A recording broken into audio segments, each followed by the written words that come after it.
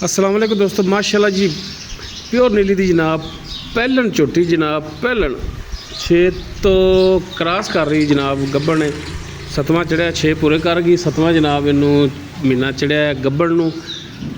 छोटी छोटी सिंगी काला सिया मत्था माशाल्लाह जी, काली सी अख लम्मी तौण माशाल्लाह जी, थोड़ी साफ़ सुथरी झोटी जनाब, घरेलू झोटी है और जनाब पहलन 6 महीने पूरे हो गए जनाब, सतवां चढ़िया। बाकी झोटी में जो थान लग्या यह वीर चेक कर माशाल्लाह जी, सोहना थान लग्या मुठ मुठ का।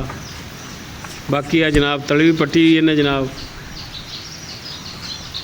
सोहना खुडा पुठा वीरा दोस्तों के सामने जनाब, छोटी जी बुत्थी सज्जा लगे कन्न माशाल्लाह जी, प्योर नीली का एक ब्रांड। लोकेशन जनाब अपनी जी वारिफ वाला है, नंबर स्क्रीन पर चल रहा है। किसी वीर के दोस्तों से जनाब पसंद आए वीर नंबर पर रबता कर सकता है। 0321 57 29 251 व्हाट्सएप कॉल नंबर है। डिमांड इसकी जी है वो मालक कर दो 3,85,000। बाकी मौके पर जनाब प्यार मुहब्बत हो जाएगी माशाल्लाह जी। सोहना नगीना दोस्तों वास्ते लिया जी। थान वीर चेक करना माशाल्लाह, तली पट्टी जनाब,